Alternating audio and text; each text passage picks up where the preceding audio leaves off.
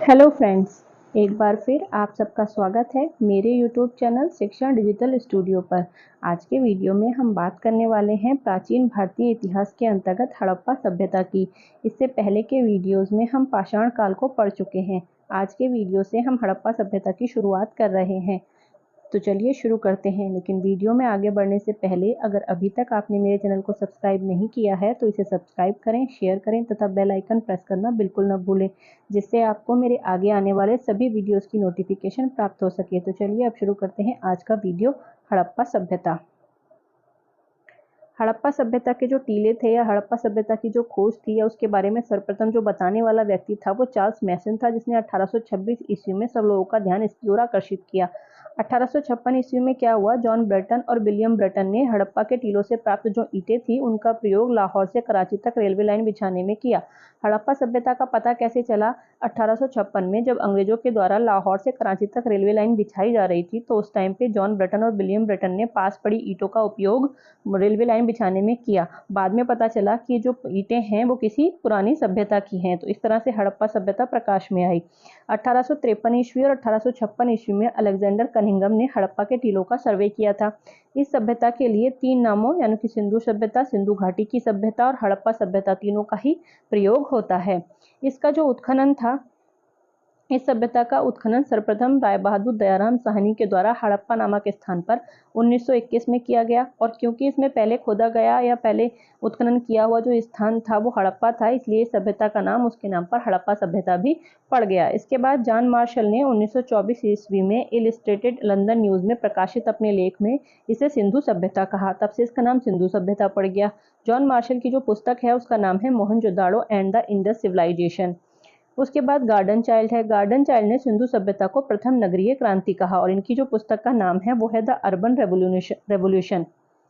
उसके बाद हड़प्पा सभ्यता का सर्वाधिक जो संकेंद्रण था वो सरस्वती घाटी में घग्गर और हाकरा नदी के किनारे था, इसलिए विद्वानों ने इसे सरस्वती सभ्यता या फिर सिंधु सरस्वती सभ्यता भी कहा। उसके बाद हड़प्पा सभ्यता को तृतीय कांस्ययुगीन सभ्यता भी कहा जाता है। कांस्य युग की दो अन्य जो सभ्यताएं हैं वो है मिस्र और मेसोपोटामिया की। आगे देखते हैं।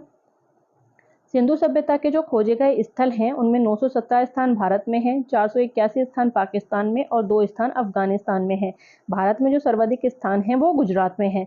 सिंधु घाटी सभ्यता का जो क्षेत्रफल है वो 12,99,600 वर्ग किलोमीटर है। इसका जो आकार है वो त्रिभुजाकार है और भारतीय पुरातत्व के जो विभाग के जो जन्मदाता हैं वो अलेक्जेंडर कनिंघम हैं।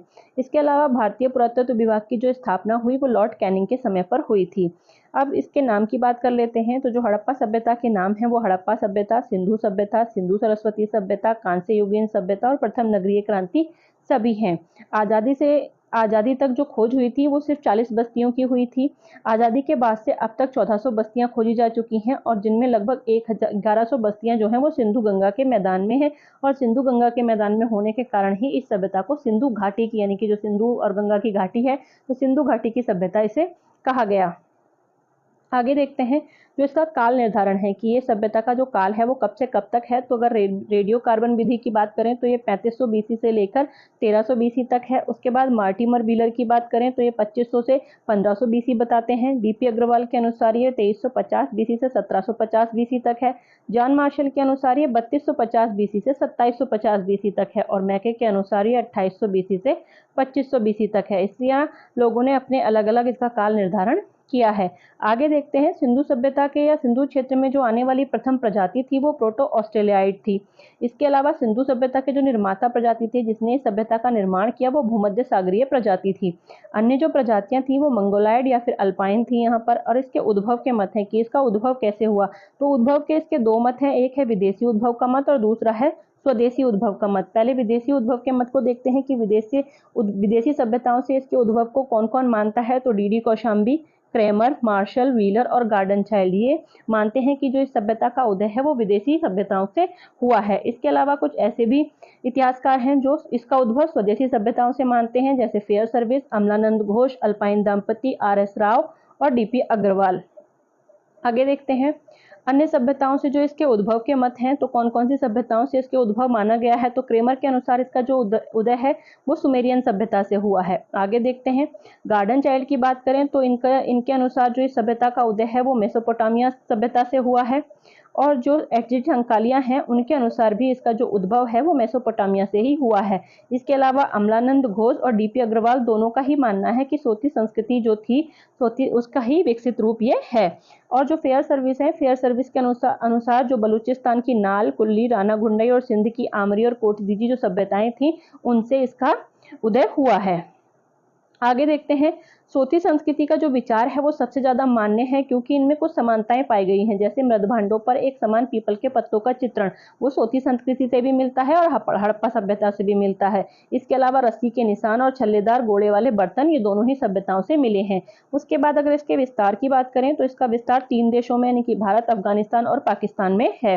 अफगानिस्तान में केवल इसके 2 स्थल हैं, जो है मुंडीगाक और शुर्तगोई, ये काफी इंपॉर्टेंट है, मुंडीगाक और शुर्तगोई। उसके बाद पाकिस्तान की बात करें तो पाकिस्तान में इसके कौन कौन से स्थल हैं, तो पाकिस्तान में सबसे पहले देखते हैं जो दक्षिण बलूचिस्तान वाला एरिया है वहां पर कौन कौन से स्थल हैं। तो वहां के जो स्थल हैं वो है सुतका गेंडोर, सोतका कोह, डाबरकोट, बालाकोट। उसके बाद पाकिस्तान के सिंध प्रांत में तो मोहनजोदाड़ो, चन्हूदड़ो, जुडेरेदड़ो, आमरी, कोटदीजी, अली मुराद, ये सब आपके सिंध प्रांत में है। उसके बाद अगर पंजाब प्रांत की बात करें तो हड़प्पा, डेरा इस्माइल खान, जलीलपुर और रहमान डेरी, ये पाकिस्तान के पंजाब प्रांत में है, और इसके अलावा गुमला और चकपुरवाने भी है। उसके बाद अगर बात करते हैं अब भारत की, तो भारत में सबसे पहले जम्मू कश्मीर में इसका एकमात्र स्थल है मांडा। उसके बाद पंजाब की बात करें तो पंजाब में रोपड़, कोटल निहंग खान, चकचा, सिबाड़ा और संघोल और डेरा मजरा, ये पंजाब में स्थल हैं इसके। उसके बाद हरियाणा में बनवाली, मित्ताथल, सिसवल, बखावली, राखीगढ़ी और बालू। उसके बाद गुजरात में देखते हैं अलग अलग एरिया में, तो पहले कच्छ की खाड़ी वाला जो एरिया है वहां पर धौलावीरा है, सुरकोटदा है और देसलपुर है। इसके बाद खंबात की खाड़ी वाले एरिया की बात करें तो वहां रंगपुर है, लोथल है, प्रभास पाटन है, रोजदी है, कुंतासी है, नगवाड़ा है, मेहाम है, भगतराव है, नागेश्वर है और शिकारपुर है।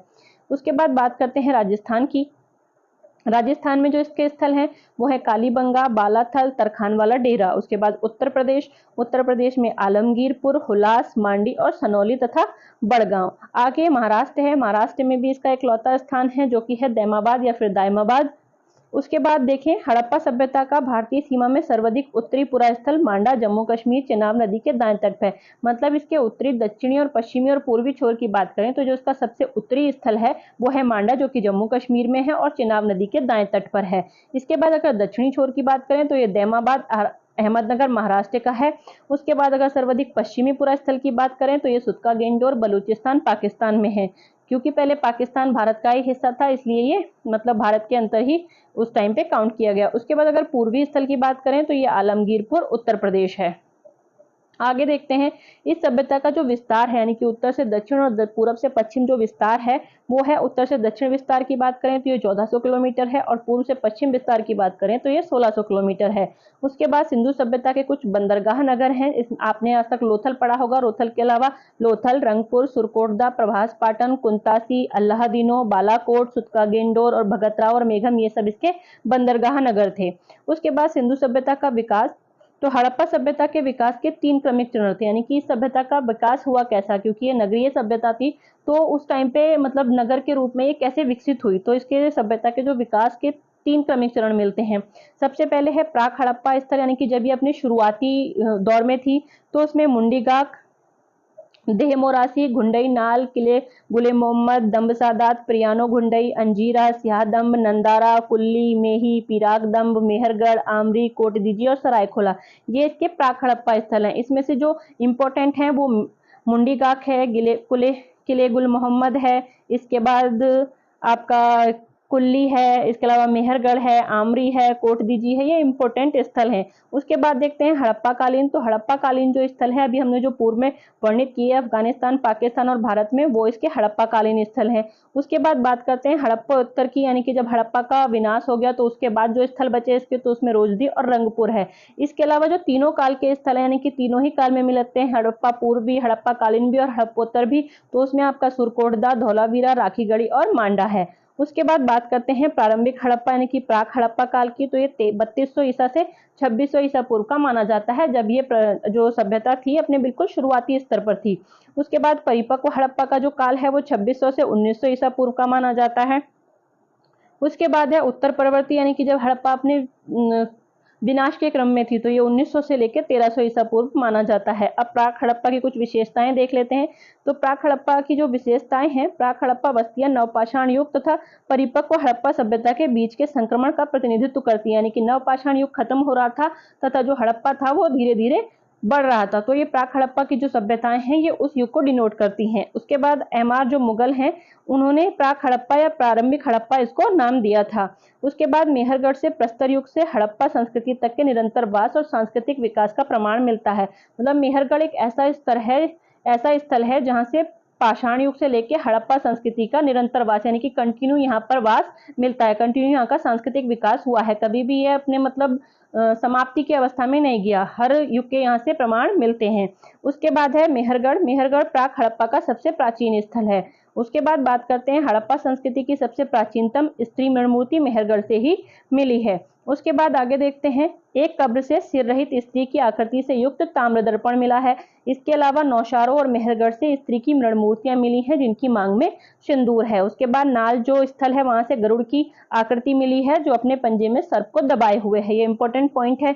इसके अलावा कोटदीजी और जो आमरी हैं वो सिंध के दो प्राक हड़प्पा स्थल हैं और पाषाण युग सभ्यता का अंत तथा हड़प्पा सभ्यता का विकास यहाँ से हुआ था। मतलब पाषाण युग की जो सभ्यता थी उसका अंत हुआ इन स्थलों से और यहाँ से हड़प्पा सभ्यता का विकास होता है।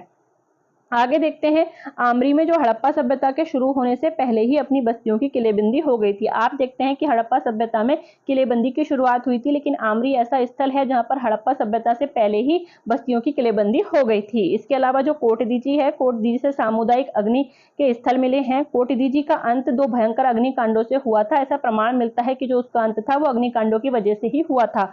इसके बाद कोटदीजी के मृदभांड पर सींग वाले देवता का अंकन भी मिलता है। कोटदीजी से जो प्राप्त मुख्य अवशेष हैं वो कौन से हैं? बाणाग्र यानी कि बाण मिले हैं, कांसे की चूड़ियां मिली हैं, इसके अलावा कुछ हथियार मिले हैं। उसके बाद कोटदीजी से पत्थर के बाणाग्र और किले बस्ती के साक्ष्य भी प्राप्त हुए हैं।